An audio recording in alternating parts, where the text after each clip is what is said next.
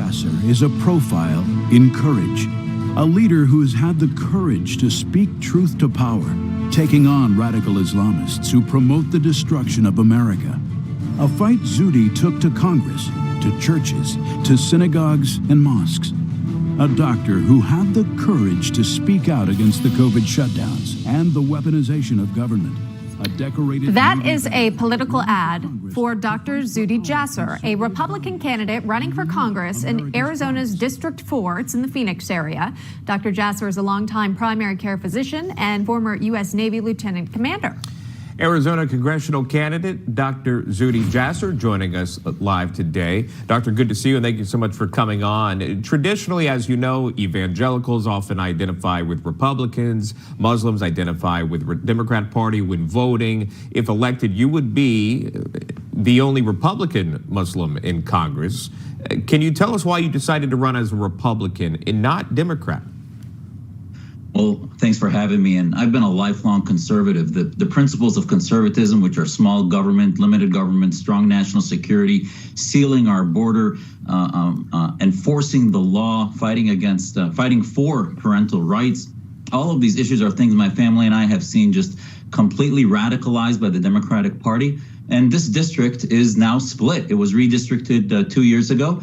And if we're able as Republicans to field good, strong candidates, and like myself, with a strong immigrant history, I'm not anti-immigrant. My family escaped Syrian oppression to come here, and I believe in American freedom and have been on the U.S. Commission on International Religious Freedom.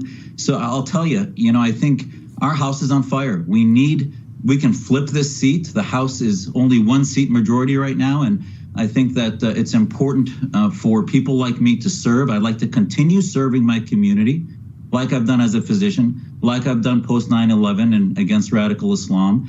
And we have a catastrophe that's happening because of Biden, and the current representative, Greg Stanton, has been missing in action. He couldn't condemn Rashida Tlaib. He couldn't stand up for Israel as he should have. Maybe he did by votes, but at the end of the day, he has been missing in action and condemning the radicalization, the anti-Semitism in his own party.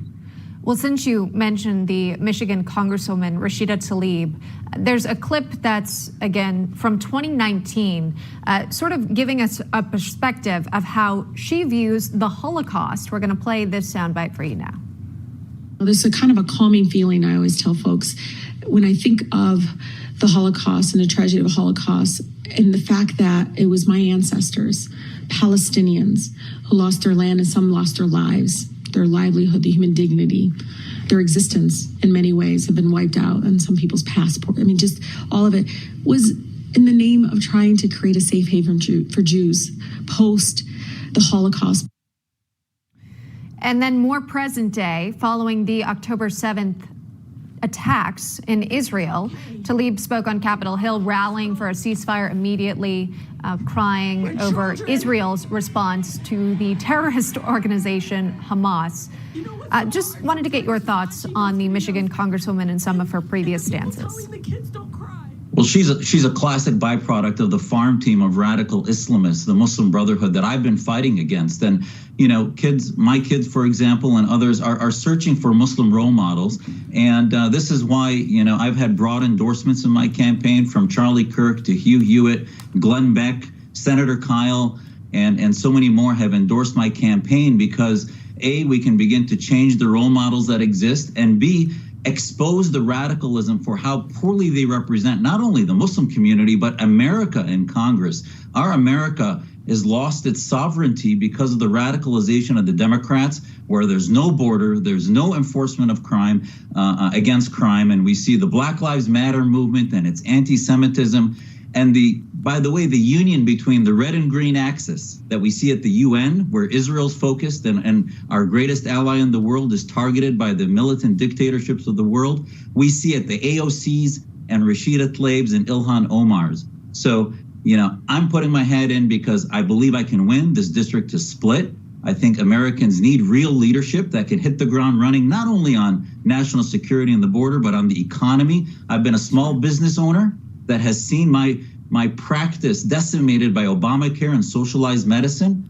And I also love my country and can, I think, give hope a sense of hope. If people go to our website, Z4AZ.com, we have a national platform, and I can help flip this seat and I think begin to rebrand what it means to be conservative and American.